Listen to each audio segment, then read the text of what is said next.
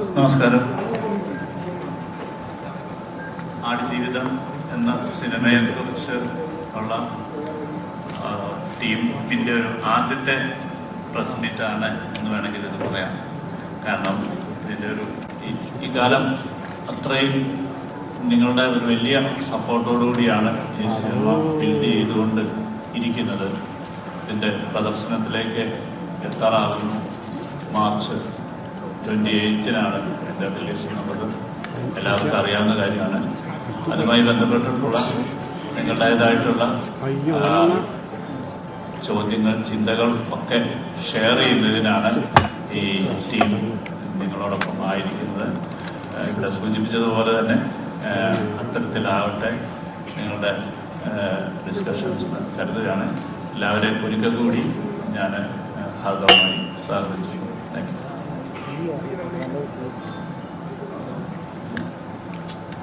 പക്ഷെ എന്നാലും ക്വസ്റ്റ്യനെ ചോദിക്കുകയാണ്. അതായത് ഈ ആടുജീവിതം എന്നൊരു സിനിമ പൃഥ്വിയുടെ ലൈഫായിട്ട് ഭയങ്കര എനിക്ക് ചേർന്ന് നടക്കുന്ന ഒന്നാണല്ലോ. കാരണം ഈ ആടുജീവിതത്തിനോടൊപ്പം വളർന്നിട്ടുള്ള പൃഥ്വിയുടെ ഒരു ലൈഫുണ്ട്. അതായത് ഒരു സിനിമാക്കാരനായിട്ട്, ഒരു പ്രൊഡ്യൂസറായിട്ട്, അല്ലെങ്കിൽ സംവിധായകനായിട്ട്, അല്ലെങ്കിൽ മറ്റു ഭാഷകളൊക്കെ വർക്ക് ചെയ്യുന്ന സ്റ്റാറായിട്ടൊക്കെ. ശരിക്കും ആടുജീവിതം മുന്നോട്ടുള്ള സിനിമാ കരിയറിന് തന്നിട്ടുള്ള ഒരു ക്ലാരിറ്റി എന്താണ്? നമസ്കാരം. ഇവിടെ നിന്ന് എത്തിച്ചേർന്ന എല്ലാ മാധ്യമ സുഹൃത്തുക്കൾക്കും ഒരുപാട് നന്ദി. ടയർഡാണ്, കാരണം ഇപ്പോഴും ഞാൻ ഇന്നലെ ആണ് എൻ്റെ വേറൊരു ഷൂട്ട് കഴിഞ്ഞാൽ ഒരു രാജ്യത്തെത്തി. അപ്പോൾ ഇപ്പോഴും സമയം ആ രാജ്യത്തിൻ്റെതായതുകൊണ്ട് ഇതിപ്പോൾ ഉറങ്ങുന്ന ടൈമാണ്. അതൊരു ക്ഷീണിതനാണെന്നുള്ള സത്യമാണുണ്ട്. അപ്പം എന്തായാലും തെറ്റിദ്ധരിക്കരുത്. ചോദ്യം ശരിയാണ്. പക്ഷെ എനിക്ക് അതിനു പറയാനുള്ളത്, എനിക്കിതൊരു വലിയ സെറിയൽ എക്സ്പീരിയൻസ് ആണ്. കഴിഞ്ഞൊരു 10 കൊല്ലത്തിനിടയിൽ ഞാൻ പ്രത്യേകിച്ച് കേരളത്തിൽ എപ്പോഴൊക്കെ ഒരു പ്രസ് മീറ്റ് എടുത്തിട്ടുണ്ടോ, എൻ്റെ മറ്റു സിനിമകളുടെ പ്രൊമോഷൻസിന്റെ ഭാഗമായിട്ട് കഴിഞ്ഞ 10 കൊല്ലങ്ങൾക്കിടയിൽ എപ്പോഴൊക്കെ ഒരു പ്രസ് മീറ്റ് എടുത്തിട്ടുണ്ടോ, ഒരു ചോദ്യമെങ്കിലും ആടുജീവിതത്തിനെ കുറിച്ച് എന്നോട് ചോദിച്ചിട്ടുണ്ട്. ഒരിക്കലെങ്കിലും ആടുജീവിതത്തിനെ കുറിച്ച് എനിക്ക് സംസാരിക്കേണ്ടി വന്നിട്ടുണ്ട്. ഒടുവിൽ ആടുജീവിതത്തിന്റെ പ്രസ് മീറ്റ് ഇരിക്കുന്നതെന്ന് പറയുമ്പോൾ എനിക്കതൊരു ഭയങ്കര സറിയൽ എക്സ്പീരിയൻസ് ആണ്. നമ്മൾ കുറേ വർഷങ്ങൾ ബ്ലസ്റ്റായിട്ടും ഞാനും ഇതെന്തെങ്കിലും തുടങ്ങും എന്ന് കരുതിയിരുന്നൊരു സ്വപ്നം, പിന്നെ കുറെ വർഷങ്ങൾ ഇതെന്തെങ്കിലും തീരും എന്ന് കരുതിയിരുന്ന സ്വപ്നം, ഇന്ന് എല്ലാം കഴിഞ്ഞ് റിലീസിനോടനുബന്ധിച്ച് ഒരു പ്രസ് മീറ്റ് നടത്തുന്നു എന്ന് പറയുന്നത് ഒരുപാട് സന്തോഷമുള്ള കാര്യം. അതാണ് ആദ്യം പറയേണ്ടത്. ശരിയാണ്, ആടുജീവിതം എന്ന സിനിമ എൻ്റെ ജീവിതത്തിലേക്ക് കടന്നു വന്നപ്പോൾ ഞാൻ അന്നൊരു സംവിധായകനായിട്ടില്ല, ഒരു നടൻ എന്ന രീതിയിൽ ഞാൻ വളരെ വളരെ ചെറുപ്പമായിരുന്നു. അന്ന് ഞാൻ വിവാഹിതനല്ല, ഞാനൊരു അച്ഛനല്ല. അപ്പോൾ ശരിയാണ്, ആടുജീവിതത്തിന്റെ യാത്രക്കിടയിൽ ജീവിതം ഒരുപാട് മാറി, ലൈഫ് ഒരുപാട് ഇവോൾവ് ആയി. I believe as an actor ഒരുപാട് മാറ്റങ്ങൾ സംഭവിച്ചു. ആസ് ഒരു സിനിമാ പ്രവർത്തകൻ എന്ന നിലയിൽ ഒരുപാട് മാറ്റങ്ങൾ സംഭവിച്ചു. സംവിധായകനായി, നിർമ്മാതാവായി, വിതരണക്കാരനായി. പക്ഷെ എനിക്ക് തോന്നുന്നു ആടുജീവിതം എന്ന സിനിമയുടെ എക്സ്പീരിയൻസ് എന്നെ ഏറ്റവും കൂടുതൽ സ്വാധീനിക്കാൻ പോകുന്നത് ഒരു സിനിമാ നടനോ സംവിധായകനോ നിർമ്മാതാവോ ആയിട്ടല്ല, ഒരു മനുഷ്യൻ എന്ന രീതിയിലാണ്. ആ സ്വാധീനം തീർച്ചയായിട്ടും ഇനി വരും കാലങ്ങളിൽ എൻ്റെ അഭിനയത്തെയും എൻ്റെ സിനിമാ നിരീക്ഷണത്തെയും ജീവിത നിരീക്ഷണത്തെയൊക്കെ സ്വാധീനിച്ചേക്കാം എന്ന് ഞാൻ മനസ്സിലാക്കുന്നു. കാരണം ഇതൊരു ലൈഫ് എക്സ്പീരിയൻസ് ആണ് എന്ന് ഞാൻ കരുതുന്നു. ഓഫ് കോഴ്സ് നജീബ് എന്ന മനുഷ്യൻ ജീവിച്ച ജീവിതവുമായിട്ടൊന്നും യാതൊരു കമ്പാരിസണും ഇല്ല.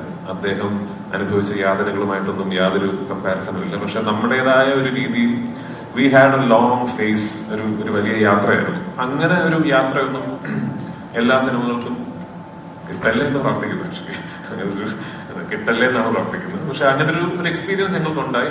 അത് for ever in my life. I think I will be thankful for it. ഇപ്പോൾ അതെന്തായാലും as I was being part of the experience, ഒരുപാട് ദിവസങ്ങളിൽ പ്ലസ് ചേട്ടൻ ഞാനും ഇതെന്തുകൊണ്ട് എന്തിനിങ്ങനെ എന്ന് ചിന്തിച്ചിട്ടുണ്ടെങ്കിലും ഇന്നിപ്പോ we are all very thankful for the experience and we are all richer as human beings. മനുഷ്യരെന്ന നിലയിൽ കുറെ കൂടെ ഇവോൾവ് ആയി. അപ്പൊ തീർച്ചയായിട്ടും ഇനി വരും കാലങ്ങളിൽ എന്നും എൻ്റെ ഒരു bank of something that I draw from always, അത് ആടുജീവിതം എന്ന സിനിമയുടെ മേക്കിങ്ങും നജീബായി ഞാൻ ജീവിച്ച കുറച്ച് നാളുകളുമായിരിക്കും. ഒരു വലിയ ഇൻഫ്ലുവൻസ് ആയിരിക്കും തീർച്ചയായിട്ടും. പൃഥ്വി ഇന്നലെ പറയണ്ടായി പൃഥ്വിരാജ് എന്നൊരു ഡയറക്ടർ അദ്ദേഹത്തിന്റെ 3ാമത്തെ ചിത്രം ആണ് ഇപ്പോൾ നിലവിൽ ചെയ്തുകൊണ്ടിരിക്കുന്നത്. പക്ഷേ ബ്ലസ്സി ഞാനൊരു 300 സിനിമകൾ ചെയ്തു കഴിഞ്ഞാലും ബ്ലസ്സി എന്ന ഒരു ഡയറക്ടർ ചെയ്ത ആടുജീവിതത്തിന് തുല്യമാകില്ല എന്ന് പറയുകയുണ്ടായി. ഏത് പെർസ്പെക്റ്റീവിലാണ് അത്തരത്തിൽ തോന്നുന്നത്? മൂന്നാമത്തെ സിനിമ സംവിധാനം ചെയ്തുകൊണ്ട് എനിക്ക് തോന്നുന്നു ഞാൻ സംവിധായകൻ കൂടിയാണെന്നൊക്കെ പറയാനായി എന്ന് തോന്നുന്നു. അപ്പൊ ആസ് എ ഡയറക്ടർ എനിക്ക് അളവില്ലാത്ത അസൂയുണ്ട് ബ്ലസ്സേട്ടനോട്. പക്ഷെ അസൂയോടൊപ്പം തന്നെ ഇത് ഒരിക്കലും എന്നെ കൊണ്ട് സാധിക്കില്ല എന്നുള്ള പൂർണ്ണ അറിവും എനിക്കുണ്ട്. ഞാൻ പറഞ്ഞ ഈ സിനിമയുടെ ഷൂട്ടിംഗ് തുടങ്ങിക്കഴിഞ്ഞ് നമ്മൾ നേരിടേണ്ടി വന്ന തടസ്സങ്ങൾ മാറ്റി നിർത്തിക്കൊണ്ട് തന്നെ ഈ സിനിമയെ കുറിച്ച് സംസാരിക്കുകയാണെങ്കിലും ഇങ്ങനൊരു ഒരു വിഷൻ പുൾ ഓഫ് ചെയ്യുക എന്ന് പറയുന്നത്, ആൻഡ് അതിനോട് ആഡ് ചെയ്യേണ്ട ഫാക്ട് എന്ന് പറയുന്നത് ബ്ലസ്സേട്ടൻ 2008-2009 കാലഘട്ടങ്ങളിൽ ഈ സിനിമ ഏറ്റെടുക്കുമ്പോൾ അന്ന് മലയാളത്തിലെ എനിക്ക് തോന്നുന്നു നമ്പർ 1 ഫിൽം മേക്കേഴ്സ് ഒരാളാണ്. അന്ന് ബ്ലസ്സേട്ടൻ മമ്മൂക്ക, ലാലേട്ടൻ മുതൽ ഞാൻ വരെയുള്ള ഏത് നടീനടന്മാരോട് പോയിട്ട് എനിക്ക് ഒരു സിനിമ ചെയ്യണമെന്ന് പറഞ്ഞാലും മറ്റെല്ലാ കാര്യങ്ങളും മാറ്റിവെച്ച് ബ്ലസ്സേട്ടന്റെ സിനിമ ചെയ്യാൻ സമയം കണ്ടെത്തുന്ന ഒരു സംവിധായകനാണ്. അവിടെ നിന്നാണ് അദ്ദേഹം 15-16 വർഷങ്ങൾ ഒരൊറ്റ സിനിമയ്ക്ക് വേണ്ടി മാറ്റിവെക്കുകയും ഒരു എപ്പിക് വിഷൻ പുൾ ഓഫ് ചെയ്യാൻ അദ്ദേഹം എടുത്ത മാറ്റിപ്പസി. ബ്ലസ്സേട്ടനെ ഞാൻ കളിയാക്കി പറയും, കുടുംബത്തിലെ കാശെടുത്തതാണ് ബ്ലസ്സേട്ടന്റെ ടെൻഷനില്ല എന്നൊക്കെ. അത് ഞാൻ കളിയാക്കി സംസാരിക്കുമെങ്കിലും ദ ഫാക്ടേഴ്സ് അതല്ലല്ലോ. ഒരു ഫിൽം മേക്കറെ സംബന്ധിച്ചിടത്തോളം നമുക്ക് സിനിമകൾ ചെയ്യുക, നമ്മുടെ കൂടുതൽ കഥകൾ പറയാൻ സാധിക്കുക എന്ന് പറയുന്നത് തന്നെയാണ് അത്യന്തികമായിട്ട് നമ്മുടെ ഏറ്റവും വലിയ ത്വര. അതൊരു 16 വർഷക്കാലം മാറ്റിവെച്ച് ഒരു സിനിമയുടെ പുറകെ നിൽക്കുക, ആ സിനിമയ്ക്ക് വേണ്ടി ഒരു ദിവസം പോലും ഒരു കോംപ്രമൈസിലേക്ക് പോകാം, അല്ലെങ്കിൽ ഇനി വേണ്ട, ഇനി എളുപ്പ വഴിയിൽ തീർക്കാം എന്ന് ചിന്തിക്കാതിരിക്കുക എന്ന് പറയുന്നത് എന്നെ കൊണ്ട് സാധിക്കുമെന്ന് എനിക്ക് തോന്നുന്നില്ല. അതുകൊണ്ടാണ് ഞാൻ പറഞ്ഞത്, ഇനി എത്ര സിനിമകൾ ചെയ്താലും ആടുജീവിതം എന്ന് പറയുന്ന ഒരു ബെഞ്ച് മാർക്ക് ഇനി മുതലുള്ള എല്ലാ സംവിധായകർക്കും നടീനടൻ, ഞാൻ പറയുന്ന ഒരു ആസ്പിറേഷണൽ ആയിട്ടല്ല, ഒരു സംവിധായകൻ ഒരു സിനിമയ്ക്ക് വേണ്ടി, അദ്ദേഹത്തിന്റെ സിനിമയ്ക്ക് വേണ്ടി, അല്ലെങ്കിൽ what A film maker can do for his own vision എന്നതിന്റെ ഒരു അൾട്ടിമേറ്റ് ബെഞ്ച് മാർക്കായിട്ടാണ് ഞാൻ അതിനെ കാണുന്നത്. ഇതിനപ്പുറത്തേക്കൊന്നും ഒരു ഫിൽം മേക്കറിന് തന്റെ ഒരു സിനിമയോട് ഒരു അർപ്പണബോധം ഒന്നും കാണിക്കാൻ പറ്റുമെന്ന് എനിക്ക് തോന്നുന്നില്ല. റഹ്മാൻ സർ, ഇപ്പം വേൾഡ് തന്നെ ഏറ്റവും ആടുജീവിതം ചെയ്യാന്നൊരു ഡിസിഷൻ എടുത്തത് എങ്ങനെയാണ്?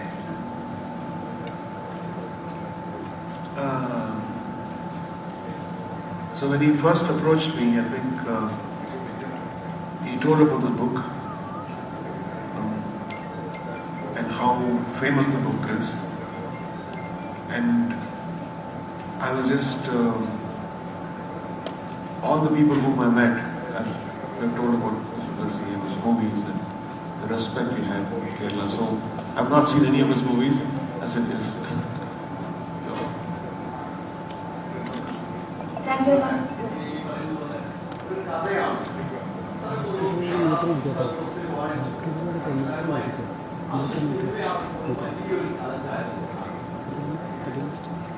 തീർച്ചയായിട്ടും കേരളത്തിൽ ഏറ്റവും അധികം വായിക്കപ്പെട്ട ഒരു കഥ, നോവൽ, അത് ഞാൻ സിനിമയെ കാണുന്നത് പോലെ തന്നെ ഇത് വായിച്ചിട്ടുള്ളവരൊക്കെ അവരുടെ മനസ്സിൽ ഒരു വിഷൻ കോറിയിട്ടിരിക്കുന്നു എന്നുള്ള വെല്ലുവിളിയാണ് ആദ്യം ഒരു എഴുത്തുകാരൻ എന്നുള്ള രീതിയിൽ ഇതിനെ സമീപിക്കുന്നുണ്ടാകുന്നത്. എനിക്ക് തോന്നുന്നു അതൊരു വലിയൊരു ചാപ്റ്ററാണ് അതിനെക്കുറിച്ച് സംസാരിക്കുന്നത്. എങ്ങനെയാണ് ഒരു നോവൽ തിരക്കഥയാകുന്നു എന്നുള്ളത് തന്നെ. കാരണം 43 അധ്യായങ്ങളിലായിട്ട് ഒരു 3.5 വർഷക്കാലത്തെ ജീവിതം പറഞ്ഞ് ഓരോ 43 അധ്യായങ്ങളിലായി പറഞ്ഞ ഒരു നോവൽ ഒരു സിനിമയാക്കണമെങ്കിൽ ഒരു 9-10 മണിക്കൂറുകൾ വേണ്ടി വരുന്നതാണ്. ഞങ്ങൾ ഷൂട്ട് ചെയ്ത ഫസ്റ്റ് എഡിറ്റ് തന്നെ 3.5 മണിക്കൂർ ആണ് ഉള്ളത്. അപ്പോൾ അതിൽ നിന്നാണ് ഒരു 3.5 മണിക്കൂർ തിയേറ്ററിൽ ഇരിക്കാൻ പറ്റാത്ത സാഹചര്യങ്ങളൊക്കെ നമുക്കറിയാവുന്നത് കൊണ്ട് തന്നെയാണ് അതിനെ മറ്റു ലെങ്തും ഒക്കെ കുറയ്ക്കാൻ സാധിച്ചിട്ടുള്ളത്. അപ്പം അതെ, അത് പിന്നീട് നമുക്ക് റിലീസ് ചെയ്യാൻ പറ്റുന്നതാണ്. കാരണം അത്രയധികം അതിനുവേണ്ടി പ്രത്യേകിച്ച് രാജുവിനോടുള്ള ഒരു ക്രൂരതകളാണല്ലോ. ഞാനിപ്പോഴും ഓർക്കുന്നുണ്ട്, ഒരു ഭയങ്കരമായ ഒരു രക്ഷപ്പെടലിൻ്റെ ഓട്ടത്തിൽ ഓടുന്ന വയ്യാത്ത കാലം വെച്ച് ഓടുമ്പോൾ മണൽക്കാട് മരുഭൂമി, മണൽക്കാടെന്ന് പറയാനാണ് പലപ്പോഴും തോന്നുന്നത്. ഈ മണൽക്കാട്ടിൽ പെട്ടെന്ന് നോക്കുമ്പോൾ രാജു തട്ടി മറിഞ്ഞ് വീഴുന്നു. അപ്പം ഞങ്ങൾ വിചാരിച്ചു അത് ചിലപ്പോൾ ഒരു അഭിനയത്തിന്റെ ഭാഗമാണോ എന്ന് വിചാരിച്ചു. എഴുന്നേറ്റ് ഇന്ന് ചീത്ത വിളിക്കുന്ന കണ്ടപ്പോഴാണ് മനസ്സിലായത് അഭിനയമല്ല. ഇതിന്റെ ഇടയിൽ ഒരു വലിയ കല്ല് കിടന്ന് അതിൽ തട്ടി വീഴുക. ആരെങ്കിലും വിചാരിക്കോ ഈ മരുഭൂമിയിൽ ഒരു പാറക്കല്ലുണ്ടാവുന്നു? അത് ഏതോ ഒരു മാർക്ക് ചെയ്യാനോ ഒരു ലോറി മാർക്ക് ചെയ്യാൻ ഏതോ ഒരു അസിസ്റ്റന്റ് ഡയറക്ടർ ഇട്ടാണ്. അപ്പൊ പക്ഷെ ഇതൊന്നും എനിക്ക് നിങ്ങളെ കാണിക്കാൻ പറ്റുന്നില്ല. അത് മറ്റൊരു മീഡിയ കൂടെ ആയിരിക്കും കാണും. അപ്പം ഏറ്റവും ആദ്യത്തെ ചലഞ്ച്, ചോദ്യത്തിലേക്ക് വന്നു കഴിഞ്ഞാൽ ആദ്യത്തെ ചലഞ്ച് എന്ന് പറഞ്ഞാൽ പുസ്തകം വായിച്ചിട്ട് അങ്ങനെ കാണാനിരിക്കുന്ന ഒരു പ്രേക്ഷകനാണ്. ആ പ്രേക്ഷകന്റെ ചലഞ്ചിനാണ് എൻ്റെ ആദ്യത്തെ വെല്ലുവിളിയായിട്ട് ഞാൻ ഏറ്റെടുക്കേണ്ടത്. കാരണം നിങ്ങൾ കാണാത്ത എന്നാൽ അതിനോടൊപ്പം നിൽക്കുന്ന തരത്തിലുള്ള വിഷ്വലുകളിലേക്ക് എത്തുക എന്നുള്ളതാണ് ഫിലിം മേക്കറിനെ സംബന്ധിച്ചിടത്തോളം, ഒരു റൈറ്ററിനെ സംബന്ധിച്ചിടത്തോളം ഉള്ള ഏറ്റവും വെല്ലുവിളി. അത് തന്നെയാണ് എൻ്റെ ഏറ്റവും വെല്ലുവിളി. അതുകൊണ്ട് തന്നെ ഒരു ജീവിതം പുസ്തകമായപ്പോൾ ഒരുപാട് ബെന്യാമിൻ അതിൻ്റെ അകത്ത് മാറ്റങ്ങളിലൂടെ കൊണ്ടുവന്നു. ഒരുപാട് ബെന്യാമിനായിട്ട് എഴുതി ചേർത്തു. അത് ഒരു സാഹിത്യത്തിൽ നിന്ന് സിനിമയിലേക്ക് മാറുമ്പോൾ എനിക്ക് പല രംഗങ്ങളും കാണിക്കാൻ ആവശ്യം ഉണ്ടാകുന്നില്ല. അല്ലെങ്കിൽ പല കാര്യങ്ങളും ഒരു പാരഗ്രാഫിൽ സൈനുവിനെ കുറിച്ച് പറഞ്ഞത് ചിലപ്പോൾ 4-5 സീനുകളിലായിട്ട് എനിക്ക് പറയാൻ പറ്റുമായിരിക്കും, അല്ലെങ്കിൽ കൂടുതലായിട്ട് അവരുടെ റിലേഷനെ കുറിച്ച്. അപ്പം അദ്ദേഹം പറയാതെ പോയിരിക്കുന്ന കാര്യങ്ങളെ കൂടുതൽ പറയാനാണ് ഞാൻ ശ്രമിച്ചിട്ടുള്ളത്. അല്ലെങ്കിൽ അദ്ദേഹം കാണാതെ പോയിട്ടുള്ള മരുഭൂമിയുടെ ജീവിതം കൂടുതൽ കാണിക്കാനായിട്ട് ശ്രമിച്ചിട്ടുള്ളത്. അപ്പം അത്തരത്തിലുള്ള എങ്കിൽ മാത്രമേ അതൊരു എക്സ്പീരിയൻസ് ആകത്തുള്ളൂ. അല്ലെങ്കിൽ ഒരു ഡോക്യുമെന്റേഷനാണ്, പുസ്തകത്തിന്റെ ഒരു ഡോക്യുമെന്റേഷൻ അല്ല ആടുജീവിതം എന്ന് പറയുന്നത്. ആടുജീവിതത്തിന് അതിൻ്റെതായിട്ടുള്ളൊരു ഐഡന്റിറ്റി ഉണ്ട്. എന്നാൽ പൂർണ്ണമായും ആ കഥയെ ബേസ് ചെയ്തിട്ട് തന്നെയുള്ളതാണ് എന്നുള്ളതാണ് എൻ്റെ ഒരു യാഥാർത്ഥ്യം. അതൊക്കെ പിന്നീട് വലിയ ഡിസ്കഷനിലേക്ക് വരാവുന്ന ഒരു ഇതായിട്ട് ഞാൻ കരുതുന്നു.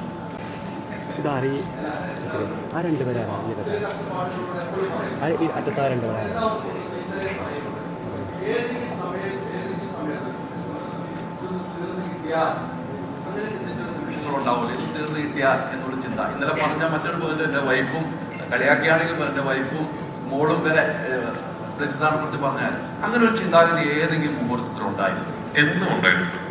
കാരണം ഞങ്ങൾ ഈ സിനിമ ഷൂട്ടിംഗ് തുടങ്ങുമ്പോൾ ആഗ്രഹിച്ചിരുന്ന ഈ സിനിമ ഷൂട്ടിംഗ് തുടങ്ങുമ്പോൾ എങ്ങനെ ഷൂട്ട് ചെയ്ത് തീർക്കണമെന്ന് ബ്ലെസ്സറിന് കൃത്യമായ ഒരു പ്ലാൻ ഉണ്ടായിരുന്നു.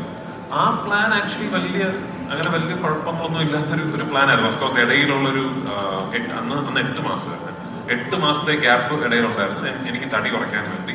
ആ 8 മാസത്തെ ഗ്യാപ്പ് അല്ലാതെ വേറെ അങ്ങനെ പ്രത്യേകിച്ച് എല്ലാം വളരെ പെർഫെക്റ്റ്ലി പ്ലാൻഡ് ആയിട്ടുള്ള ഒരു ഷെഡ്യൂൾ പ്ലാനിങ് ഒക്കെ ഈ സിനിമയ്ക്ക് ഉണ്ടായിരുന്നു.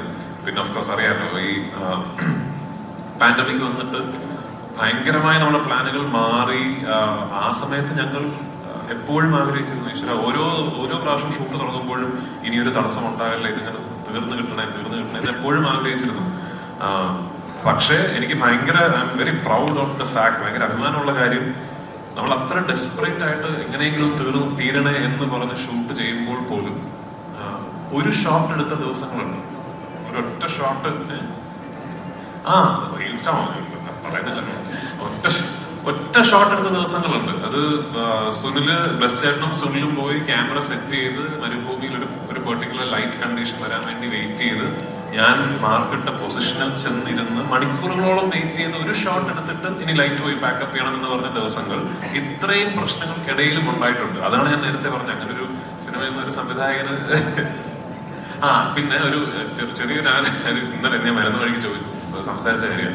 ഇപ്പൊ ഈ ട്രെയിലർ കണ്ടപ്പോ എല്ലാവരും വളരെ എടുത്തു പറയുന്ന ഒരു ഷോട്ട് ഉണ്ടല്ലോ, ഒരു ഒട്ടകത്തിന്റെ കണ്ണിൽ എന്റെ റിഫ്ലക്ഷൻ ഒരു മാക്രോ ലെൻസ് ഇട്ട് ഷൂട്ട് ചെയ്ത ഒരു ഷോട്ട്. സുനിലുണ്ട് ഇവിടെ ക്യാമറമാൻ? ഇല്ല, ഓക്കെ. അത് ഒരു സീനിൽ അപ്പൊ പുസ്തകം അറിയാവുന്ന ആൾക്കാരായതുകൊണ്ട് സീനൊക്കെ അപ്പൊ ഞാൻ ഈ മൃഗങ്ങളോട് യാത്ര പറയുന്ന ഒരു സീനുണ്ട്. അപ്പൊ ആ സീൻ ഷൂട്ട് ചെയ്തപ്പോ ഞാൻ ഒട്ടകങ്ങൾക്ക് ഭക്ഷണം ഇട്ട് കൊടുത്തിട്ട്, അപ്പൊ ആ സമയത്ത് ഒട്ടകങ്ങളൊക്കെ നമ്മൾ ഹലോ എന്നുള്ള അത്രയും നാളായല്ലോ. അപ്പൊ നമുക്ക് എല്ലാവർക്കും ഭയങ്കര ഇഷ്ടമുള്ള ഒരു ഒട്ടകമുണ്ട്, കാണാൻ ഭംഗിയുള്ള ഒരു കക്ഷി. അപ്പൊ പുള്ളിക്കാരനെയാണ് നമ്മൾ ഈ ഷോട്ടിന് വിളിച്ച് നിർത്തിയിരിക്കുന്നത്. അപ്പോ അങ്ങനെ ഭക്ഷണം ഇട്ട് കൊടുത്തിട്ട് ഞാൻ പോവാണ് എന്ന് പറയാണ്. ഭക്ഷണം ഇട്ട് കൊടുത്തിട്ട് ഞാൻ പോവാടാ, ഇനി ഞാൻ വരില്ല, തിരിച്ചു വരില്ല എന്ന് പറഞ്ഞപ്പോ എന്റെ ഷോട്ട് എടുക്കുകയാണ് ഒട്ടകത്തിന്റെ സജഷൻ. ഒട്ടകം കഴിച്ചുകൊണ്ടിരുന്ന ഒട്ടകം പെട്ടെന്ന് എണീറ്റ് എന്നെ നോക്കി. അപ്പൊ നമ്മൾ അത് ഷോട്ട് ഉടനെ ഇദ്ദേഹമാണല്ലോ, അത് കൊള്ളാം, ഇനി ഒട്ടകത്തിന്റെ റിയാക്ഷൻ എടുക്കാൻ പറഞ്ഞു. ഞാൻ തമാശ പറയുന്ന സ്ഥിതിക്ക് ഒട്ടകത്തിന്റെ റിയാക്ഷൻ ഇത് എവിടെ ഇപ്പുറത്തെ ക്യാമറയിൽ വെച്ചിട്ട് എനിക്ക് ഓർമ്മയുണ്ട്, ഒരു ദിവസം വൈകുന്നേരം ഒരു 4-4:30 മണിക്കാണ് എന്റെ ഷോട്ട് എടുത്തത്. അപ്പൊ അതേ സമയത്ത് വേണമല്ലോ ഒട്ടകത്തിന്റെയും ഷോട്ട് എടുക്കാനല്ലേ, ലൈറ്റ് വേറെ ആയിരിക്കും എന്ന് പറഞ്ഞ് എത്രയോ ദിവസങ്ങൾ നമ്മളൊരു 3:30 മണിയാകുമ്പോൾ ഷൂട്ട് നിർത്തിയിട്ട് ക്യാമറയായിട്ട് പോയിട്ട് ഒട്ടകത്തിന്റെ ഷോട്ട് എടുക്കാൻ നിൽക്കും. എനിക്ക് തോന്നുന്നൊരു 7-8 ദിവസങ്ങൾ കഴിഞ്ഞിട്ടാണ് നിങ്ങളിപ്പോ കാണുന്ന കണ്ണിലെ റിഫ്ലക്ഷൻ ഷോട്ട് കിട്ടിയിരിക്കുന്നത്. അപ്പൊ അങ്ങനെ ഈ സിനിമ ചിത്രീകരിക്കാൻ സാധിച്ചു എന്ന് പറയുന്നത് എനിക്കൊരു വലിയ ഭാഗ്യവും അഭിമാനവും ഉള്ള കാര്യമായിട്ട് ഞാൻ കരുതുന്നു. അപ്പൊ അത് തീർച്ചയായിട്ടും അത് ഒരു ദിവസമല്ല, ഒരുപാട് ദിവസങ്ങൾ പ്ലസ് ചേട്ടനും ഞാനും വൈകുന്നേരങ്ങളിൽ മരുഭൂമിയിലിരുന്ന് രാജു ഇതൊന്നും തീരും എന്ന് സംസാരിച്ചിട്ടുണ്ട്. നജീബൊക്കെ പ്രതീക്ഷിച്ചിരുന്ന പോലെ ഒരു ചെറിയ ചെടിയായിരുന്നു അദ്ദേഹത്തിന്റെ പ്രതീക്ഷ. അതുപോലെ പൃഥ്വിയുടെ പ്രതീക്ഷ എന്തായിരുന്നു?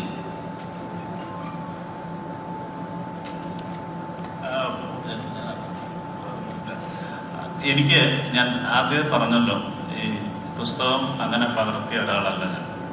എനിക്ക് ഈ സിനിമയിൽ, നിങ്ങൾ സിനിമ കാണുമ്പോൾ മാത്രം അറിയാവുന്നതുകൊണ്ട് അത് ഡീറ്റെയിൽ പറയാം. ഈ സിനിമയിൽ എനിക്ക് ഏറ്റവും പ്രിയപ്പെട്ടതായി തോന്നിയ അത് ആ പുസ്തകത്തിൽ ഇല്ലാത്തൊരു സീനുണ്ട്. അതാണ് കാരണം ഞാൻ എന്നും വിചാരിച്ചിട്ടുണ്ട്, ഭൂമിയുടെ മുകളിൽ നിന്ന് നോക്കുമ്പോൾ നമ്മളും മൃഗങ്ങളും ഒക്കെ ഈശ്വരനെ സംബന്ധിച്ചിടത്തോളം ഈക്വലായിട്ട് തോന്നിയിട്ടുണ്ട്. അതെനിക്ക് ഒരുപാട് മുമ്പേ തോന്നി. അപ്പം അത്തരത്തിൽ മൃഗങ്ങൾ നമ്മളോട് എങ്ങനെയാണ് കമ്മ്യൂണിക്കേറ്റ് ചെയ്യുന്നതിൻ്റെ ഒരു വലിയ ഒരു ഉദാഹരണമായിട്ട് ഒരു കുഞ്ഞ് ആട്ടുകുട്ടി അദ്ദേഹവുമായിട്ട് അഭിനയിച്ചിട്ടുണ്ട്. എനിക്ക് തോന്നുന്നു ഞാൻ ഏറ്റവും പ്രിയപ്പെട്ടതായിട്ട് അതിനുവേണ്ടി ഞങ്ങൾ കഷ്ടപ്പാടുകൾ വളരെയാണ്. ശരിക്കും ഞാൻ റസൂലിൻ്റെ അടുത്ത് പറഞ്ഞു, ഞങ്ങൾ മിക്സ് ചെയ്തുകൊണ്ടിരിക്കുമ്പം ആ കുഞ്ഞ് ആട് മരിച്ചുപോയി. എനിക്ക് ഇത്രയധികം വേദനയോടുകൂടി എനിക്ക് എന്നൊരു ആട്ടുകുട്ടി അല്ലായിരുന്നെങ്കിൽ ചിലപ്പോൾ നമ്മൾ അതിൻ്റെ ഫോട്ടോ ഇട്ടായിരുന്നു. കാരണം യൂണിറ്റ് മുഴുവൻ സ്നേഹിച്ച് അതിന് ബിസ്ക്കറ്റ് കൊടുത്ത് ഞങ്ങൾ ഷൂട്ട് കഴിഞ്ഞപ്പോഴത്തേക്കും വയറിളക്കം പിടിച്ച് നെക്സ്റ്റ് ഡേ അതിനെ കണ്ടില്ല, മരിച്ചുപോയി എന്ന് പറഞ്ഞു. എനിക്ക് എത്ര ഇമോഷണൽ ആ കാര്യം. നിങ്ങൾ ആ സിനിമ കാണുമ്പോൾ ആ സിനിമയിൽ ഇമ്പോർട്ടൻറ്റ് ക്യാരക്ടറാണ്. ആ കുട്ടി മരിച്ചു എന്ന് പറഞ്ഞാൽ ഞാൻ കുട്ടി മരിച്ചു എന്ന് തന്നെ എനിക്ക് പറയാൻ പറ്റുന്നത്. അപ്പം ഇങ്ങനത്തെ ഇമോഷണലി നമുക്ക് എല്ലാത്തിനോടും, ബെന്യാമിനെ ചെടിയാണെങ്കിൽ എനിക്ക് ഈ ആട്ടുകുഞ്ഞിനോടാണ് എൻ്റെ ഏറ്റവും വലിയ സ്നേഹം, ഇഷ്ടം എന്ന് പറയുന്നത്. അപ്പം ഓരോരുത്തരെയും അങ്ങനെ ടച്ച് ചെയ്തിട്ടുള്ള പല പല കാര്യങ്ങളുണ്ടാകും. അതുകൊണ്ട് തന്നെ ഞാൻ പറഞ്ഞത് ഞാൻ എഴുതിയതിലും, കാരണം ഞാനത് റസൂലുമായിട്ടും അത് സംസാരിച്ചിട്ടുണ്ട് അല്ലേ, കൺസോളിഡേറ്റ്. എനിക്ക് അങ്ങനെ എഴുതാൻ കഴിഞ്ഞിട്ടോ, ഒരു ആടിൻ്റെ മനസ്സിലേക്ക് ചിന്തിക്കാൻ കഴിഞ്ഞിട്ടോ, അല്ലെങ്കിൽ ഒരു മൃഗങ്ങളോടൊപ്പം സഞ്ചരിക്കാൻ കഴിഞ്ഞു എന്ന് പറയുന്നതാണ് എനിക്ക് ഒരു ക്രിയേറ്റർ എന്നുള്ള രീതിയിൽ കാര്യമായിട്ട്. അതുകൊണ്ട് തന്നെ ഞാൻ പറഞ്ഞത് ഞാൻ ഇത്രയും കാലം ചെയ്ത സിനിമകൾ, അപ്പം എൻ്റെ ചില സ്വാതന്ത്ര്യങ്ങളിലേക്കൂടെ സിനിമയെ എനിക്ക് വിട്ടുതരണമെന്നുള്ളൊരു അഭ്യർത്ഥനയോടെയാണ് ഉള്ളത്.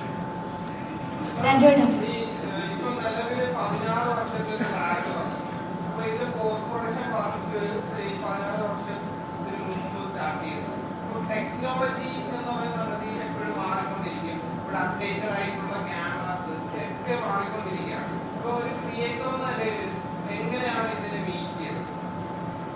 ഇല്ല, നമുക്കത് ഫേസ് ചെയ്യുന്നുണ്ട്. LF ക്യാമറ വരുന്നതിനും മിനി LF വരുന്നതിന് മുമ്പാണ് നമ്മൾ ഫസ്റ്റ് ഷെഡ്യൂൾ ചെയ്തത് ആക്ച്വലി. പക്ഷെങ്കിൽ പിന്നീട് നമ്മൾ ഇതിൻ്റെ ഒരു ഘട്ടത്തിലേക്ക് എത്തിയപ്പോഴത്തേക്ക് മിനി LF-ലാണ് നമ്മൾ വൈഡ് സ്ക്രീനിലാണ്, അതാണ് നമ്മൾ ഷൂട്ട് ചെയ്തിട്ടുള്ളത്. ഫസ്റ്റ് ഷെഡ്യൂൾ ചെയ്യുമ്പോൾ ഫുൾ ഫോമാറ്റ് ലെൻസസ് ഇല്ല. അപ്പൊ അന്ന് ഐമാക്സ് മാസ്റ്റർ ചെയ്യാൻ പറ്റില്ല എന്നൊരു സാധനം ഉണ്ടായിരുന്നു. കാരണം ഐമാക്സ് ക്യാമറയിൽ തന്നെ ഷൂട്ട് ചെയ്യണം. അപ്പൊ അതിവിടെ ടെക്നോളജിക്കലി ചാലഞ്ചിങ് ആണ്. ഇന്നിപ്പോ നമുക്ക് ആക്ച്വലി സാധാരണ ക്യാമറയിൽ full format lenses full gate expose ചെയ്തിട്ട് ഐമാക്സിൽ മാസ്റ്റർ ചെയ്യാൻ പറ്റും. അൺഫോർച്ചുനേറ്റ്ലി ഞങ്ങൾ തുടങ്ങിയ സമയത്ത് ടെക്നോളജി ഇല്ല. ആ ചോദ്യം പ്രസക്തമാണ് ആക്ച്വലി.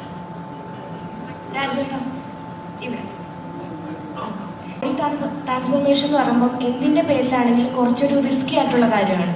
അപ്പം ഇത്രയും കാലം ഒരു സിനിമയ്ക്ക് വേണ്ടിയിട്ട് ഒരു ബോഡി ട്രാൻസ്ഫോർമേഷൻ നടത്തുക എന്നുള്ളത് വലിയ കാര്യമാണ്. അതിനെ ആദ്യമേ അപ്രിസിയേഷൻ ചെയ്യുന്നു. നിലവിൽ ഒരു ട്രാൻസ്ഫോർമേഷൻ നടത്തി കഴിഞ്ഞാൽ പിന്നീട് അത് കുറച്ച് ലൈഫിനെ ബാധിക്കും, അല്ലെങ്കിൽ നമ്മുടെ ശരീരത്തെ ബാധിക്കുമെന്ന് നമ്മൾ സിനിമയിലൂടെയാണ് ഇപ്പോഴും കണ്ടിട്ടുണ്ട്. അപ്പോൾ പിന്നീടുള്ള ലൈഫിനെ അത് എന്തെങ്കിലും തരത്തിൽ ബാധിച്ചിട്ടുണ്ട്? ഈ ട്രാൻസ്ഫോർമേഷൻ എന്തെങ്കിലും തരത്തിൽ ബാധിച്ചിട്ടുണ്ടോ? ഇപ്പൊ എനിക്ക് കൃത്യമായിട്ട് അറിയില്ല. ഇപ്പൊ കുറച്ചുകൂടെ കഴിയുമ്പോഴായിരിക്കും ചിലപ്പോൾ ഇതിന്റെയൊക്കെ ഒരു എഫക്റ്റ് ഉണ്ടാകാതിരിക്കട്ടെ അത് പ്രാർത്ഥിക്കുന്നു. പക്ഷെ അത് ഈ പറഞ്ഞ ശരിയാണ്. അങ്ങനെ ഒരു നമ്മൾ എത്ര തന്നെ കെയർഫുൾ ആയിട്ട്, ഇപ്പൊ ഞാനൊക്കെ ഇത് ചെയ്യുമ്പോൾ ഓഫ്കോഴ്സ് ഒരു ന്യൂട്രീഷനിസ്റ്റ് ഉണ്ട്, ഡോക്ടേഴ്സ് ഉണ്ട്, ഓൺസെറ്റ് ഡോക്ടേഴ്സ് ഉണ്ട്, എനിക്ക് അജിത് എന്ന് പറഞ്ഞൊരു ട്രെയിനർ ഉണ്ട്. അവരെല്ലാവരും അവരവരുടെ മേഖലകളിലുള്ള എക്സ്പേർട്സിന്റെ സൂപ്പർവിഷനിലാണ് ഞാനിത് ചെയ്യുന്നത്. എന്നാലും സേഫസ്റ്റ് പോസിബിൾ വേയിൽ ചെയ്യാന്നുള്ളേ ഉള്ളൂ. അല്ല ഒരു മനുഷ്യന്റെ 1/3 ഓഫ് ദ ബോഡി വെയിറ്റ് കളയുക എന്ന് പറയുന്നത് ഇറ്റ്സ് നെവർ അങ്ങനെ ഒരു ഹെൽത്തി ആയിട്ടുള്ള കാര്യമല്ലല്ലോ. പക്ഷെ എനിക്ക് ഈ സിനിമ 2008-09 കാലഘട്ടങ്ങളിൽ ഈ സിനിമ ചെയ്യുന്നു എന്ന് തീരുമാനിച്ചപ്പോൾ തന്നെ തിരിച്ചറിഞ്ഞ കാര്യമാണ്. ഈ സിനിമയിൽ അഭിനയിക്കണമെങ്കിൽ ഇങ്ങനൊരു കാര്യം ചെയ്യേണ്ടതായിട്ടുണ്ട്. അപ്പൊ അതിന് ഞാൻ തയ്യാറായത് കൊണ്ടാണല്ലോ അന്ന് ആ സിനിമയ്ക്ക് ഓക്കെ ചെയ്യാം എന്ന് പറഞ്ഞത്. അല്ലെങ്കിൽ ഞാൻ ഈ സിനിമയോടും നജീബ് എന്ന വ്യക്തിയുടെ ജീവിതത്തിനോടും ചെയ്യേണ്ട ഏറ്റവും വലിയ ജസ്റ്റിസ് എന്ന് പറയുന്നത് അത് വേണ്ട, അങ്ങനെ ചെയ്യാൻ പറ്റില്ല എന്ന് തോന്നുകയാണെങ്കിൽ സോറി, മറ്റൊരു നടനെ ഏൽപ്പിക്കുക. കാരണം ഓഫ്കോഴ്സ് ഒരുപാട് നടന്മാർ ഇതിനു വേണ്ടി തയ്യാറായിട്ടുണ്ടാവും. അത് ആ വേഷം എനിക്ക് ചെയ്യാൻ പറ്റി എന്നുള്ളത് എന്റെ ഭാഗ്യം. അപ്പൊ ഐ ട്രൈഡ് മൈ ബെസ്റ്റ്. എനിക്ക് ഒരു കാര്യം എനിക്ക് തോന്നുന്നു വളരെ സന്തോഷപൂർവ്വം അഭിമാനപൂർവ്വം പറയാൻ പറ്റുന്നത്, ഞാനൊരു 10% പോലും കുറച്ചുകൂടെ ട്രൈ ചെയ്യാമായിരുന്നു എന്നുള്ളൊരു കാര്യം എനിക്ക് ആടുജീവിതത്തിലില്ല കേട്ടോ. അത് എന്നെ കൊണ്ട് പറ്റുന്നതിന്റെ മാക്സിമം ആണത്.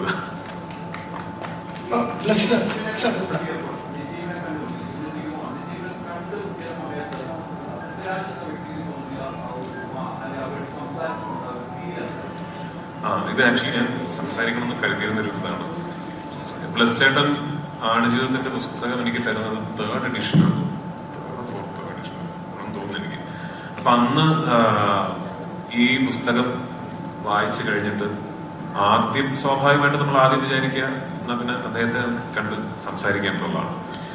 അപ്പൊ ബ്ലസ് ചേട്ടൻ ഓൾറെഡി അദ്ദേഹത്തെ കാണുകയും സംസാരിക്കുകയും ഒക്കെ ചെയ്ത് കഴിഞ്ഞൊരു അവസരത്തിലാണ് നമ്മൾ ഇതിനെക്കുറിച്ച് ചിന്തിക്കുന്നത്. അപ്പൊ അന്ന് ഞങ്ങൾ തീരുമാനിച്ചത്, അന്നേ ബ്ലസ് ചേട്ടൻ പറഞ്ഞിരുന്നു, ഈ പുസ്തകം ഇതുപോലൊരു സിനിമയാക്കാൻ പറ്റില്ല. അതായത് പുസ്തകം വായിച്ച് നിങ്ങൾ എല്ലാവർക്കും അറിയായിരിക്കുമല്ലോ, ഒരുപാട് കാരണങ്ങളുണ്ട്. അപ്പൊ അതിൽ നിന്ന് ഈ ജീവിതത്തിന്റെ, ഈ പുസ്തകത്തിന്റെ, ഈ കഥയുടെ ഒരു സിനിമാറ്റിക് നറേറ്റീവ് ക്രിയേറ്റ് ചെയ്യുക എന്നുള്ളതാണ് പ്ലസി എന്ന ഫിലിം മേക്കറിന്റെ ഉത്തരവാദിത്വം. അത് ക്രിയേറ്റ് ചെയ്ത് കഴിയുമ്പോൾ അതിനുള്ളൊരു നജീബ് ഉണ്ടാവും. നമുക്ക് ആ നജീബിനെ കുറിച്ച് ചിന്തിക്കാം എന്ന് പറഞ്ഞു. ഞാൻ ശ്രീ നജീബിനെ കാണുന്നല്ല, ആദ്യമായി സംസാരിക്കുന്നത് നമ്മുടെ സിനിമയുടെ അവസാനത്തെ ഷോട്ട് എടുത്ത് കഴിഞ്ഞ് ഞാൻ ക്യാമറയുടെ ബാക്കിൽ വന്നിട്ടാണ് അദ്ദേഹവുമായിട്ട് ഞാൻ ആദ്യമായി സംസാരിക്കുന്നത്. ആടുജീവിതത്തിന്റെ ഏറ്റവും ലാസ്റ്റ് ഷോട്ട് എടുത്ത് അവസാനം ഫിലിം പാക്കപ്പ് എന്ന് പറഞ്ഞതിന് ശേഷമാണ് റിയൽ നജീബും ആദ്യമായി സംസാരിക്കുന്നത്. ആ സംസാരം, ആ കോൺവെർസേഷൻ ഞങ്ങൾ ഷൂട്ട് ചെയ്തിട്ടുണ്ട്, അതോടനെ റിലീസ് ചെയ്യുന്നുണ്ട്.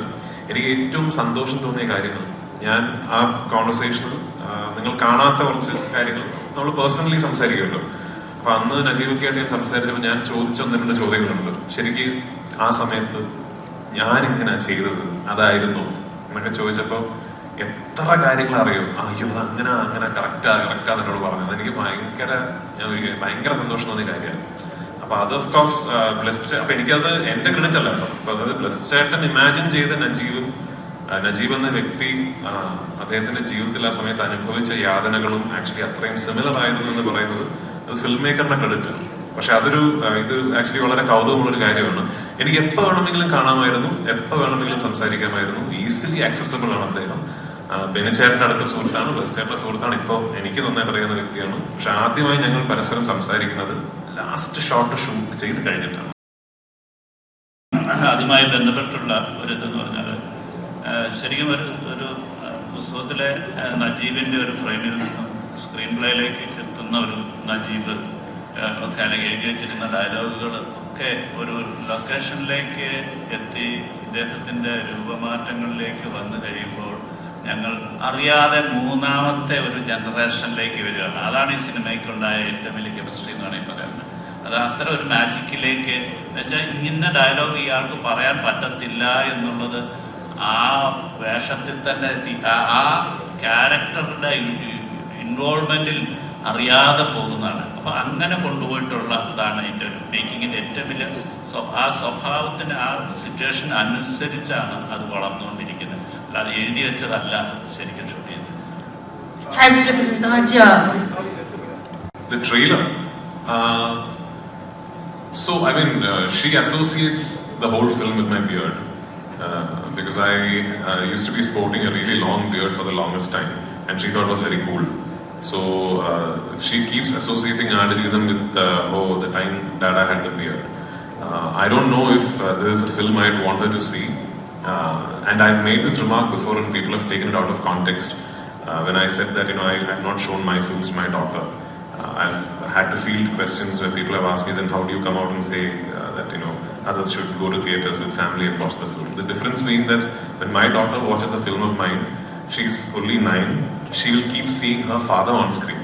She will not see an actor. unlike your children, who will see Prithviraj the actor. So it's a different contextual scenario where a 9-year-old child will have to go and see her father on screen doing things that she never sees him doing otherwise. So for that reason, I've not shown her any of my films. But this is one film when at some point I will probably show her. And if at one point my daughter turns around and asks me, were you an actor? What does being an actor mean? I think the first film I'll show her is Aadajeevitham. Also, because it's a survival drama, tell me 3 things that you cannot survive without. My daughter, my wife, and cinema. There's also a lot of talks about Badi Miyan Choti Miyan. Anything you want to say, because that also has a very different look and a personality for you. I'll meet you in Bombay and we will speak in detail. Great. Also, I wanted to speak to Jimmy and of course Talib and R. Well, it was my first experience with an Indian production, and of course, before I came here, I did a lot of research as well, as far as who was the director, really, who was the actor, and who else was coming on board. I knew of A.R. Rahman because I live in Los Angeles, so you know, I was in LA when Slumdog Millionaire won, so I know all about that. But I was baffled by the cast and crew when I got to Algeria for the first time. I mean, I landed in the desert and it was just full of people, and you know, I think here you probably have 3 people for the job of 1 in some of the early production that I know of. So that was a big difference for me. But besides that, you know, I mean, the level of professionalism was up there. Blessy, the director, is such a perfectionist. You know, everything has to be just on the dot, and that was very interesting to witness. And he got all the necessary tools and people to get to what he wanted to do, and it's such a impactful and deep story that I think it needed that. And as far as the collaboration with some of the other actors, including Raj here, with whom, you know, I probably spent every day doing all kind of things, going through the desert, you know, having to carry him. He killed me, because, you know, he's not a small dude. and at time, I just had to carry him on my back and walk and run, so that was quite painful, but very enjoyable at the end. So looking forward to see the movie on big screen. His role in the life of Najib has kind of a godly presence. When we look at his entrance to his life and the exit, it has some kind of precious effect. So how do you see Ibrahim Qadiri in your eyes, and what was the biggest struggle entering into the life of Ibrahim? Well, at first it was understanding the character that I was playing, number 1, so which was well understood. And after I met Blessy, it became even clearer. So, I mean, I looked at him as a spirit with a human body that is here for the good. So it's like, how do I embody that? You know, how can I portray that kind of character where I'm only here for one specific mission and make it as clear, as simple, and as truthful as possible. That's what I tried to do. Hopefully I was successful at it, but that's how I saw the character, that's how I read it, and that's how I think I've played it. Rahman sir, Aadujeevitham എന്നുള്ള പുസ്തകം അല്ലെങ്കിൽ ബ്ലിസാറിൻ്റെയും പൃഥ്വിരാജിൻ്റെയും 10-ലേറെ വർഷങ്ങൾ പ്രൊജക്റ്റിന് കൊടുക്കണമെങ്കിലും അത് അത്ര special ആയിട്ടുള്ള ഒരു കാര്യമാണ്. എപ്പോഴെങ്കിലും ഈ ആറ് കമ്പോസ് ചെയ്യുമ്പോഴോ അല്ലെങ്കിൽ സോങ്സിന് വേണ്ടിയിട്ട് ചെയ്യുമ്പോഴോ സാറിന് എപ്പോഴും പറയാറുണ്ട് ഗോഡ്ലി പ്രസൻസ് ഉണ്ടാവാറുണ്ട്. അത് ആടുജീവിതത്തിൽ എക്സ്പീരിയൻസ് ചെയ്തിട്ടുണ്ടോ? This film is such a gift for a composer, because I'm not just filling up the music, I'm becoming a character. That character sometimes is God's point of view, sometimes director's point of view, sometimes the main character's point of view. So it keeps shifting.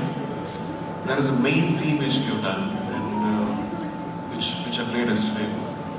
That is the main theme, which is probably God looking at the main character Najib with mercy. And I don't want to say much. I think you should look at the film. But we don't want to influence you to what you should feel. You should feel what you should feel. With the amazing performance of Jenny and Prithvi and all the cast.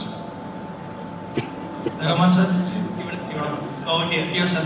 Straight From Sir, Fahad Fasil told that after watching Maman, you told him to stop doing such kind of negative characters. So when it's come to Aadijeevatham, is there anything you like to tell Raju Ettan after watching his performance? Raju didn't do anything. He's all-rounder. I told to Fahad because I've not watched many of Fahad's movies because I know him as a person, because when he came to meet me, that's when, hey, you're such a good person, why are you acting such cruel roles? So it was just a fun remark. And Prithvi, I think, is evolved so much. I've worked on Ravan and I've worked on Kavya Talivan. And all of them are very heavily demanding roles. And in this you should see, I don't want to say much, just watch. രാജേട്ട അതേപോലെ ഇപ്പം actor Prabhas ഇപ്പം സിനിമയുടെ പോസ്റ്ററിലുള്ള അദ്ദേഹത്തിന്റെ ഒരു reaction എങ്ങനെയായിരുന്നു, എന്താണ് പറഞ്ഞത്? Prabhas trailer വളരെ നേരത്തെ കണ്ടിട്ടുണ്ട്. പ്രഭാസിന് ഭയങ്കര ആകാംക്ഷയോടുകൂടി ഈ സിനിമ ഇറങ്ങുമ്പോൾ കാണണം എന്ന് പറഞ്ഞ്, പിന്നെ ഓഫ്കോഴ്സ് ഞങ്ങളിപ്പോൾ we are quite close in the sense we have done a whole film together. Salar Part 2 is going to start shoot very soon. In fact, very, very soon. So we are in touch and he is a very good friend now. When I'm in Hyderabad, I definitely touch base with Prabhas. Not just that, wherever I am, we are in touch. അപ്പോൾ ഈ സിനിമയുടെ കാര്യം പ്രഭാസും in fact Prashant നീലൊക്കെ ഇടയ്ക്കിടയ്ക്ക് എന്നോട് ചോദിക്കുന്നത് desert film എന്നാണ്. ഇപ്പോൾ പിന്നെ ഇന്നലെ നിങ്ങൾ കണ്ട ട്രെയിലറൊക്കെ പ്രഭാസും പ്രശാന്ത് വളരെ നേരത്തെ എൻ്റെ ഫോണിൽ കണ്ടിട്ടുണ്ട്. Rahman sir, Kaushik from Tinatandi DD Next Chennai. நேற்றுக்கு வந்து பிருத்விராஜ் போய் வேறு ஏதாவது புதுசாக பண்ணோம் அப்படின்னு நினைக்கிறேன் அப்படின்னு சொல்லிட்டு அந்த அளவுக்கு எனக்கு ஸ்பெஷலாக இருக்குது அப்படின்னு சொல்லிட்டு. பட் மியூசிக் வரும்போது இந்த படத்துக்கு மியூசிக்கோட முக்கியத்துவம் என்ன சார்? பிகாஸ் வந்து it's not high on dialogues, but music is one of the characters இந்த ஃபிலிம். அதை பற்றி கொஞ்சம் சொல்லுங்கள் sir.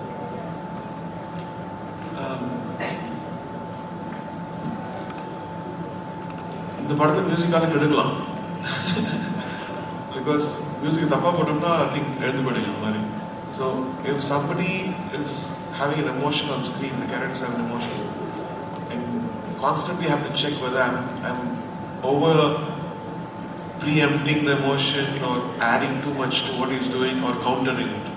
Countering it is what I wanted to try in this one. If somebody is crying, I should not be crying too. It'll be too much. So I should be almost like a hugging, embrace, mother-like character in the music. Sometimes, as I said, it's a more divine character. And actually, I scored this 3 times. I scored it, and they took it for festival, showing it. Then I saw it, I didn't like it. Then I changed many portions, and I also evolved with it. Initially, it was, oh, I know how to do it, and then I said, no, I did it all wrong. So I went back to him and said, please take it away, I want to do it again. So I think the score past 3-4 months have evolved so much. And some of the places I had to fight and said, please don't put that music, I'm going to change that. He said, no, I like the previous one. No, please, trust me. So what we have now is what I think we all kind of like. Is that so?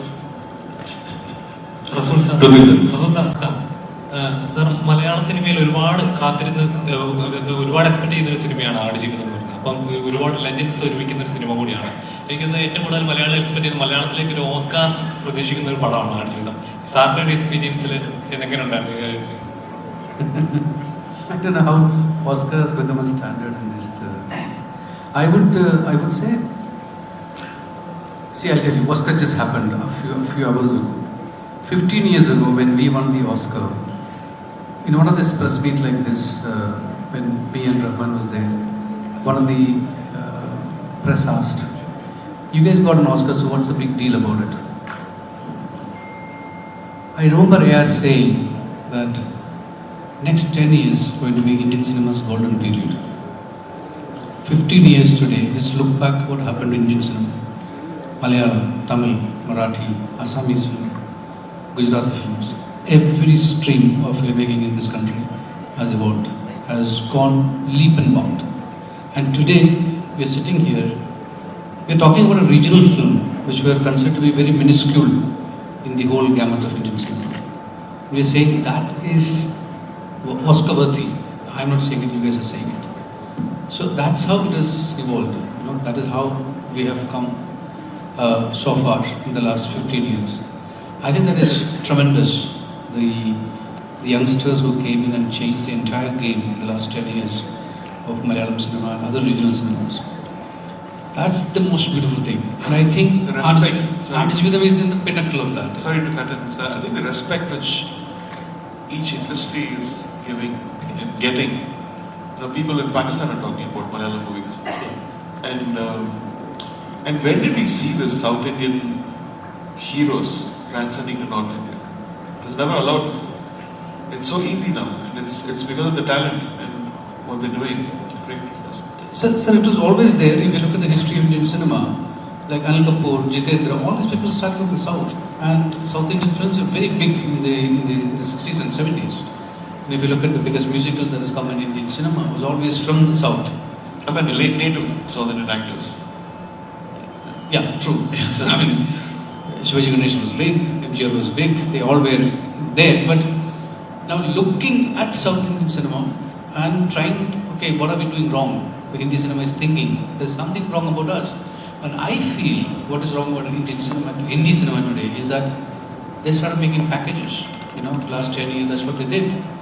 The middle class Indian is no more a subject of discussion in Hindi cinema in the last 10 years. Probably last Gajini is a film where we saw a middle class girl, So you've taken a fair share of people from your storytelling. They're obviously going to go against you.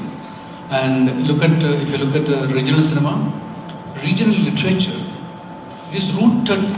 Regional cinema's writing is rooted in regional literature. So where the literature is strong, you have strong subjects and you have strong cinema. That's what I think is lacking in Hindi cinema right now. Time to look back. And writing is very strong in the cinema, and a lot of literature influence is making, film.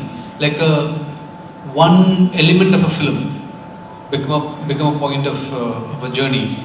Manjumal Boys, for example. You take one element 30 years ago, you see in one song, that is become a filmic idea. So those are the things that are happening. People are like flourishing. So it's so beautiful to be part of that movement, I would say. Hi, sir. Hi, sir. Namaste. Anil here. Here it is. Anil from Karnataka. 6 years for Aadijivitham. What made you to dedicate your 6 years for this film? Losing a weight and gaining a weight. Being a star, you'll be busy with other films also. Even though you managed with your date for Aadijivitham, what made you dedicate yourself for this? What made me dedicate 6 years to this film? The pandemic. Even losing a weight and gaining that. The pandemic, actually. Okay. All of it was never meant to be 6 years. We were supposed to finish shooting in 2 years, which was a reasonable time frame for a film like this. I mean, you will need at least 2 years to do a film like this with an actor going through such a big transformation. And that plan was very set, and we were all very comfortable with it. But then the pandemic happened, and then we had to sort of change locations in the last minute. So we started in Kerala, then we went to Jordan, then we had to come back, then we restarted in Algeria, then came back to Jordan, then came back to Kerala. So all this put together just went on for a while. But having said that, now when I see the film, it's all worth it. I have absolutely no regrets. It's all worth it. What is my 6 years? There's a person sitting next to me who's given 16 years. So, what am I complaining about? You released in Malayalam, Salah, you released in Malayalam, and now Hombale releasing your film in Karnataka. How happy to associate with that? Yeah, I'm overjoyed. It's just that I think people tend to ask me this question very particularly because I've released a few Kannada films in Kerala, starting with KGF 2, then 777 Charlie. I also did Saptasagara and all that. But I just think I'm part of a much larger movement where industries are now working more closely with each other, and this is a dynamic relationship that I think should and will progress. And that is not just with Prithviraj Productions or me and Hombale. I think all over people are now thinking now, for example, Aadujivitham is being released by Hombale in Karnataka, Red Giant in Tamil Nadu, Anil Tadhani in the north, Maitri in Andhra and Telangana. So these are all my friends. I have had, so with Anil Tadhani, with Maitri, with Hombale, all these people are people with who I have had discussions about how we should all be working together. And they have been saying the same thing to me for the past 5-6 years. I remember from about 2017-18 we've had these discussions, and now it's all coming into fruition. And it's a wonderful way to be doing cinema. It's a wonderful way for industries to be hand-holding each other and making sure that our content travels all over the country. And I think that is the way forward, not just for big-ticket films like Aadujivitham, for all content. I think if we decide to work together, and if we decide that we all are going to make great content and we all are going to work for each other to make sure that the content travels, I think it's wonderful days ahead for Indian cinema in general. Hi sir, Rick sir. Hi. Hi here. So and other than the languages. Wow, that's a very big question. Thank you. But right on point. I think I've said this before. I don't know if you're familiar with the history of cinema, but the Lumiere brothers first invented the camera, and then the first 3 countries to purchase the camera were the Moroccans and the Egyptians and the Indians. So from the get-go, Indian cinema has more than 50, probably more than 60 years ahead of humanity. So in answer to your question, I think I went back to school again. It was so amazing to see very talented people who were very dedicated and very passionate, and I can't put it lightly when I say very passionate. If there's one thing in this room, like let's say we're shooting right now, and maybe the lighting is not proper, then they'll change it. No, they won't just change it. They'll change the whole setting, even the outside environment. Whenever there's a need, there's always a way. I think that was probably the biggest lesson I learned about Malayalam cinema. I remember also a few years back that our lead actor, Prithviraj, his mother was caught in a flood or something of that nature. There were some floods, and we had to stop shooting for a while because there was a big element of danger. Had it been anyone else, right, they probably would have just said, okay, you know what, we're not going to do this. But no, through it all, through monsoon season, through the pandemic, through everything. And, I can't stress it enough, and I've mentioned this before, it is not easy to lose weight and gain weight really, really fast. You can be very, very sick, right? It's happening with different actors. But the fact that he's here with us right now, and that everybody that has worked on this film is still here with us, is a testament to Malayalam cinema's can-do attitude that we can all learn from in different industries around the world. Yes, absolutely. Talib sir is from Oman. Talib sir is the character is that you have for Salar you have dubbed in all 5 languages. Yes. What about Aadujivitham? You only do it in a... If you will wind up this press meet, I'm going to dub it in Hindi today. And then what about Kannada tomorrow? Yeah, okay, fine. So we can hear voice in Kannada also. Yes. Thank you for that. One last question. Sorry. Yeah.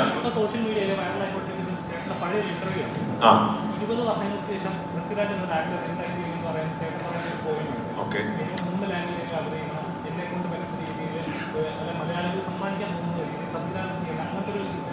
Okay. Okay. ഇതുപോലൊക്കെ പോവാ എന്നുള്ളതാണ് സത്യമായിട്ട് അതേയുള്ളൂ. അതായത് ഇനിയിപ്പോ ഇനി ഒരു 20 വർഷങ്ങൾ കഴിഞ്ഞാലും ഇപ്പോൾ ചെയ്യുന്നത് ചെയ്യാൻ സാധിക്കുക എന്നുള്ളതാണ് സ്വപ്നം. അതായത് ഇപ്പോൾ എനിക്ക് ഇഷ്ടപ്പെട്ട സിനിമകൾ ഇഷ്ടപ്പെട്ട രീതിയിൽ ഇഷ്ടപ്പെട്ട പോലെ അതിൽ അഭിനയിക്കാനും വേണമെങ്കിൽ നിർമ്മിക്കാനും സംവിധാനം ചെയ്യാനും വിതരണം ചെയ്യാനും ഒക്കെ കഴിയുന്നുണ്ടല്ലോ. അപ്പൊ അതുപോലെ തന്നെ ഇനി എപ്പോഴും ഉണ്ടാകുക എന്നുള്ളതാണ്. അത് അതിനപ്പുറത്തേക്ക് ഒരു ആഗ്രഹങ്ങളൊന്നുമില്ല. Jimmy, my question is for you. Your story. Going against the wave, so it's always been a struggle, but a struggle I always welcome. And as you said, I met the first part of the struggle in Haiti, met another phase of it when I grew up in Paris, to the point where I became homeless. And that didn't stop me. And I continued, lived in many other places, lived in Spain, Italy, South Africa, England, to continue to pursue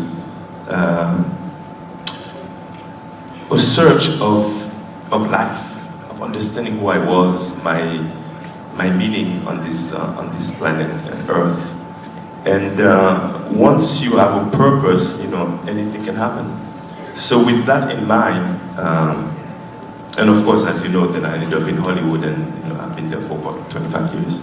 But with that in mind, it was easier to understand Najib's experience, because when there is hope, you will have success. And regardless on what the movie went through, what Blessy, the cast and crew went through to bring this project, because it was so full of hope behind it, we always end up seeing the light at the end of it all. So yeah, maybe I channeled a little bit of that while doing the movie in Algeria and Jordan.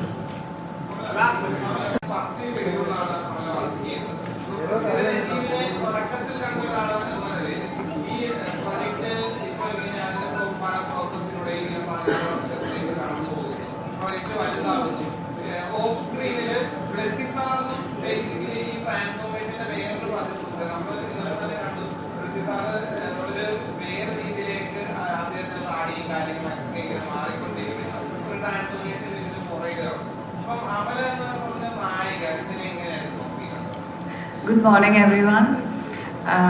Sorry, എനിക്ക് muscle cramps കൂടുതലുണ്ട്. That's why I got really late. Apologies for that.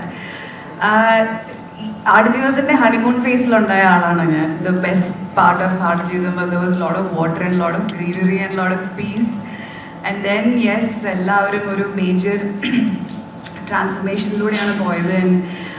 ഇപ്പോൾ ഇവരെല്ലാം ഇരിക്കുന്ന പോലെ വളരെ പുഷ്ടിപ്പെട്ട് വളരെ happy ആയിട്ടാണ് ഞാൻ ഇവരെ കേരള സ്കെഡ്യൂളിൽ കണ്ടത്. And then after that I was seeing like എല്ലാവരുടെയും very different in terms of physically, emotionally. ഞാൻ അത് കഴിഞ്ഞിട്ട് പ്ലസ് ചെയ്യാൻ കണ്ടപ്പം I remember he was looking very weak and very unhealthy, and അപ്പം അതിനെക്കുറിച്ച് സംസാരിക്കുകയുണ്ടായി. And like I said, like plus ചെയ്യാൻ്റെ body is trying to catch up with his passion. Like body അത്ര weak ആയിരുന്നെങ്കിലും, അല്ലെങ്കിൽ even though he was sick, he was going through some diet and all, but in spite of all that, he was only talking about the film. And അത് കഴിഞ്ഞിട്ട് plus ചേട്ടനെ കണ്ടപ്പോൾ plus ചേട്ടൻ was telling സൈനുവിൻ്റെ പെർസ്പെക്റ്റീവിലുള്ള, Najeeb ഇല്ലാതെ സൈനു അനുഭവിച്ച ഒരു ജീവിതം, സൈനു എന്തായിരിക്കും ഫേസ് ചെയ്തിട്ടുണ്ടാവുക, അതിനെക്കുറിച്ചൊക്കെ സംസാരിക്കുമായിരുന്നു. So like physically, even Prithvi and I was just seeing some pictures and some rushes and all. In fact, 2021 ഡബിന് വേണ്ടിയിട്ട് ഒരു പാച്ച് ഡബിന് വേണ്ടിയിട്ട് ഞാൻ ചെന്നൈയിലെ സ്റ്റുഡിയോയിൽ പോയപ്പം I was seeing A teaser. അപ്പോൾ ആ ടീസർ കണ്ടു കഴിഞ്ഞിട്ട് ഞാൻ I didn't recognize Prithvi in that. He was in the teaser and I'm like, അത് ആരാണ് ആക്ടർ ആരാന്ന് ഞാൻ ചോദിച്ചപ്പോൾ then they said that's Prithvi. I'm like, what? Please play it again. So yeah, the guys that everybody, all of them were unrecognizable, and even the film took over into a different, different feel altogether. And again, I'm back in the honeymoon phase of Aadijeevatham, the best phase, I think the very easy phase. So for me, the journey has been, I'm like a tiny drop in this ocean, but I'm very, very grateful and blessed to be a part of this project. Yeah.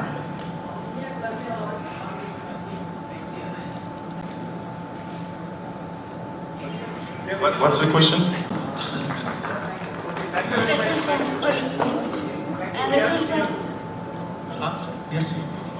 Discuss ചെയ്യുമ്പോഴും ബ്ലസ്സി പറഞ്ഞത് cinema തുടങ്ങുന്നത് കേരളത്തിലാണ്. ഒരുപാട് വെള്ളം, ഒരുപാട് പച്ചപ്പ്, ഒരുപാട് പ്രകൃതി.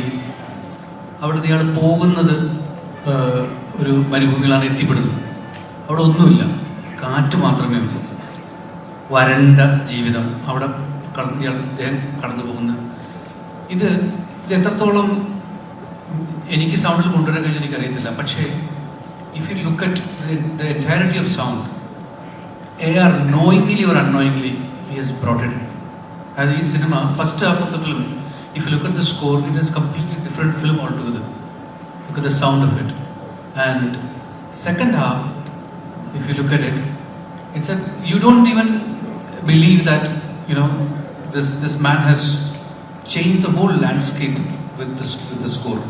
You know? So it's two different films when you look at it in terms of sound, which, you know, me and Blessy has been discussing right from 2018 onwards. But subconsciously, AR has achieved it.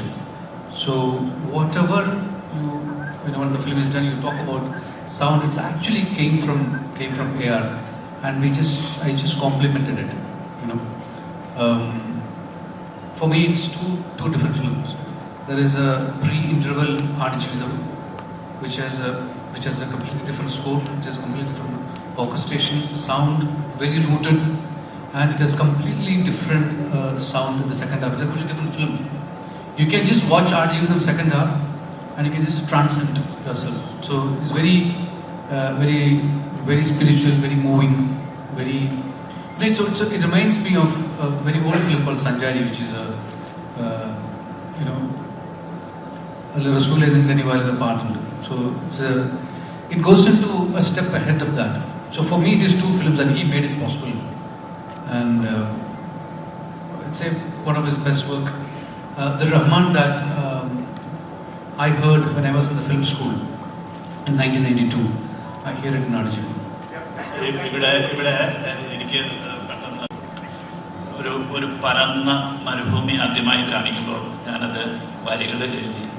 അവിടെ സ്വർഗത്തിൽ നിന്നുള്ള ഒരു സംഗീതം ഭൂമിയിലേക്ക് അരിച്ചിറങ്ങുന്നത് പോലെ ഞാൻ സാറിൻ്റെ അടുത്ത് പറഞ്ഞത് അങ്ങനെയാണ്.